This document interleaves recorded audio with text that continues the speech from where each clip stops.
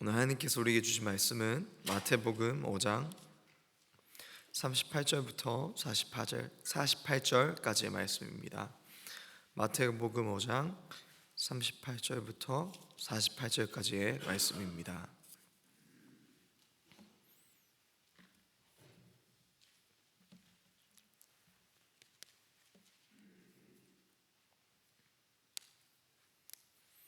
저와 같이 한 절씩 교독하겠습니다. 또 눈은 눈으로 이는 이로 갚으라 하였다는 것을 너희가 들었으나 나는 너희에게 이르노니 악한 자를 대적하지 말라. 누구든지 내 오른편 뺨을 치거든 왼편도 돌려대며 또 너를 고발하여 속옷을 가지고자 하는 자에게 겉옷까지도 가지게 하며 또 누구든지 너를 억지로 오리를 가게 하거든 그 사람과 심리를 동행하고 내게 구하는 자에게 주며 내게 꾸고자 하는 자에게 거절하지 말라. 또 내 이웃을 사랑하고 내 원수를 미워하라 하는 것을 너희가 들었으나 나는 너희에게 이르노니 너희 원수를 사랑하며 너희를 박해하는 자를 위하여 기도하라. 이같이 한즉 하늘에 계신 너희 아버지의 아들이되리니 이는 하나님이 그 해를 악인과 선인에게 비추시며 비를 의로운 자와 불의한 자에게 내려주심이라. 너희가 너희를 사랑하는 자를 사랑하면 무슨 상이 있으리요? 세리도 이같이 아니하느냐?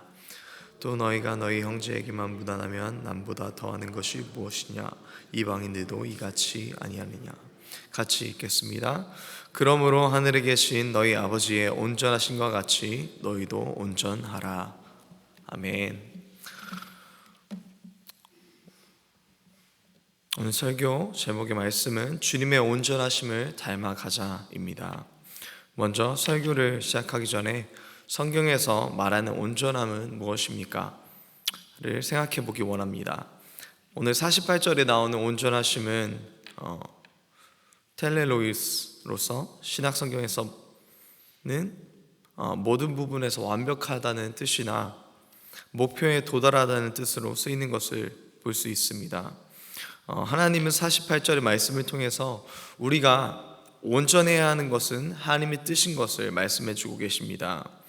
온전하심의 뜻을 목표에 도달하다, 성장하다라고 보았을 때 우리는 온전함을 우리를 위해 신앙의 목표를 두고 살아가는 것으로 이해할 수 있습니다. 그런데 이 온전함이라는 것이 참 어려운 것이 아닙니까? 성도분들 얼마만큼 예수님의 온전하심을 가지고 살고 계십니까?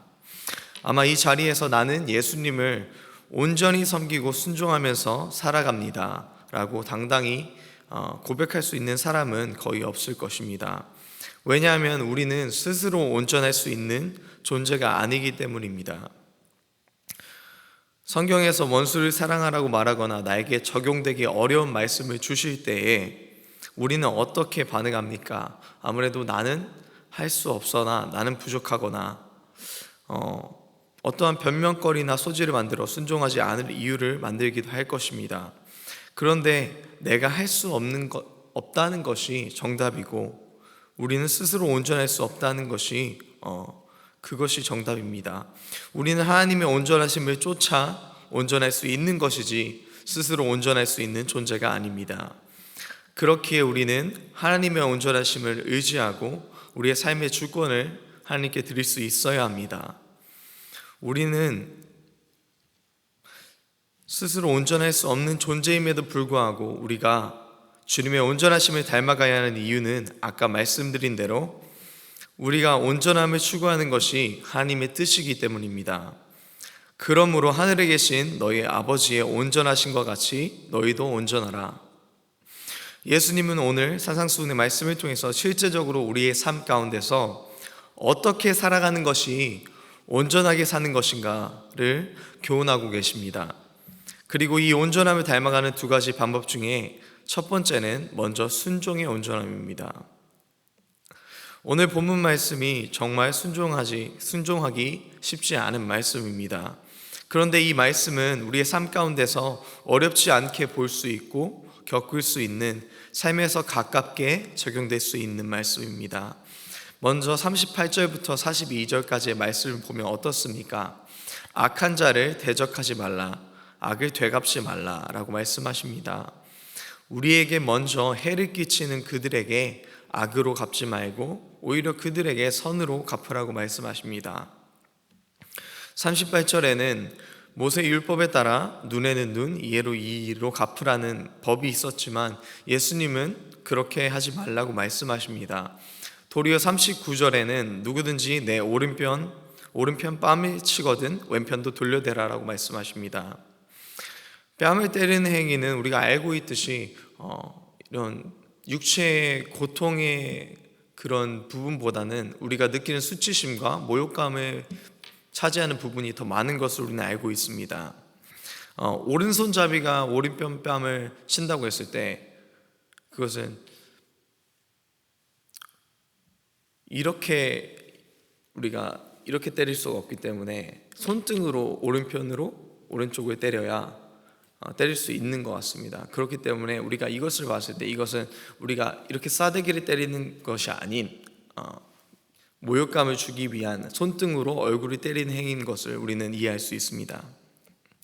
그리고 그것은 그때 당시에 엄청난 벌금을 부과할 수 있는 죄의 행위라는 것을 우리는 알 수 있습니다. 그렇다면 우리는 왜 악을 악으로 갚지 말아야 합니까? 48절의 말씀에 답이 쓰여져 있습니다. 악을 악으로 갚는 것은 하나님의 온전하심으로부터 우리를 멀리하게 만들기 때문입니다. 하나님은 우리로 하여금 악을 선으로 이길 수 있기를 소망하고 계십니다. 로마서 12장 17절부터 21절 말씀을 보면 아무에게도 악으로 악을 갚지 말고 모든 사람 앞에서 선한 일을 도모하라. 할 수 있거든 너희로서는 모든 사람으로 더불어 화평하라. 내 사랑하는 자들아 너희가 친히 원수를 갚지 말고 진노하심에 맡기라. 기록되었으되 원수 갚는 것이 내게 있으니 내가 갚으리라고 주께서 말씀하시니라.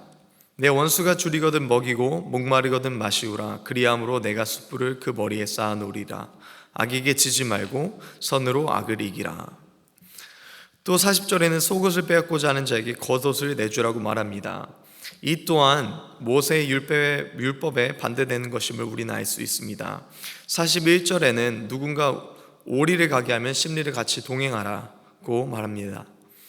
뺨을 맞았을 때 다른 편을 내주지 않고 속옷을 빼앗으려 하는 자들에게 고발해서 빼앗기거나 억지로 오리를 동행하게 만드는 것에서 끝난다면 우리는 그저 억울한 사람에 지나지 않을 것입니다.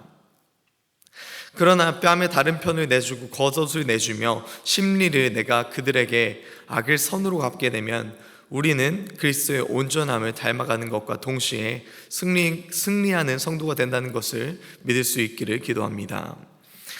억지로 끌려가는 것이 아니라 예수님께서 그렇게 우리를 위해서 하셨고 예수님이시라면 그렇게 하셨을 것을 우리는 알고 믿고 경험하지 않았습니까? 그렇기에 우리도 우리 안에 살아계시고 역사하시는 예수님의 온전함을 따라 믿음으로 순종하는 저와 성도님들 될 수 있기를 간절히 기도합니다. 두 번째는 율법을 사랑으로 완성시키신 예수님의 사랑을 우리의 삶에 담아가는 것입니다. 이는 그저 우리 주변에 있는 교인에게만 적용되는 것이 아니라 우리의 직장이나 다른 교회나 세상 사람들에게도 모두 적용되는 말씀입니다.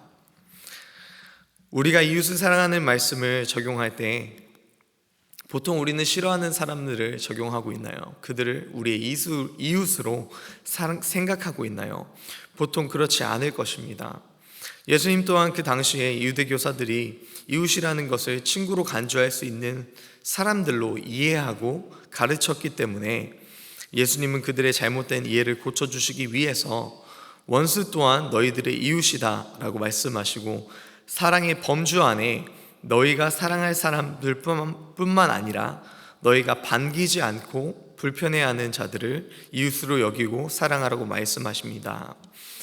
그런데 이게 우리에게 얼마나 때로는 잔인하고 힘든 말씀으로 적용할 수 있는지 성도분들 또한 잘 알고 계실 것입니다. 어떤 자들을 보면 하나님 저 사람만큼은 제가 용서할 수 없습니다. 나에게 너무나 큰 해를 입혔고 상처를 준 사람입니다. 저 원수를 사랑할 수 없습니다 라고 고백할 수 있을 것입니다. 저 또한 사람을 잘 믿지 못하는 것과 사람을 대할 때 거리를 두는 경향이 있는데, 그것이 이웃을 사랑하라는 말씀을 볼 때에 내 마음의 힘든 부분, 순종하기 어려움을 줄 때가 참 많이 있는 것을 고백하게 됩니다. 당장 우리가 정말 너무나 못되고 나를 힘들게 하는 그 원수 같은 사람을 용서했을 수 없을지는 모르겠지만, 설교를 처음 시작하면서 말씀드렸듯이 하나님의 완전함을 추구하는 것이, 닮아가는 것이 하나님의 뜻이고 우리의 목표라면, 그 말씀에 소망을 두고 계속해서 나아가면 우리 안에 있는 예수님께서 우리를 온전하게 하실 줄 믿습니다. 그렇게 될 때 우리는 완전한 하나님의 사랑이 우리의 원수 또한 사랑하게 만드실 것을 믿기 때문입니다. 골로새서 3장 14절의 말씀에는 이 모든 것 위에 사랑을 더하라, 이는 온전하게 매는 띠니라. 또한 로마서 말씀에는 13장 8절부터 10절까지 피차 사랑의 빛 외에는 아무에게든지 아무 빛도 지지 말라. 남을 사랑하는 자는 율법을 다 이루었느니라. 간을 만지지 말라, 살인하지 말라, 도둑질하지 말라, 탐내지 말라 한 것과 그 외에 다른 계명이 있을지라도 내 이웃을 내 자신과 같이 사랑하라 하신 그 말씀 가운데 다 들었느니라. 사랑은 이웃에게 악을 행하지 아니하나니 그러므로 사랑은 율법의 완성이니라. 모든 것 위에 사랑을 더하면 율법이 완성이 되고 우리의 삶이 예수님을 닮아가게 됩니다. 이 사랑이 우리를 온전하게 그리스도라는 주춧돌 위에 우리를 세우고 매는 띠로 우리를 연합하게 합니다. 우리는 많은 경우에 세상의 기준에 너무 익숙해져 있어서 성경의 기준으로 우리의 삶을 바라보지 못합니다. 그렇게 원수를 사랑하는 것은 우리에게 넌센스이고 예수님이 우리를 사랑하는 것은 당연하게 여기는 것입니다. 또한 그 원수들을 위해서 예수님은 목숨을 버리셨고 우리도 예수님이 영접하기 전에 그들과 별반 다르지 않은 사람인 것을 우리는 우리의 삶 가운데서 우리가 죄를 지면서 발견하지 않습니까? 예수님은 우리에게 먼저 그 희생과 사랑을 보여주시고 십자가로 증명하셨습니다. 우리 믿는 자들은 예수님의 온전하심을 닮아가는 것, 그것은 당연한 것입니다. 그것을 목표하고 희망하는 것도 당연한 것입니다.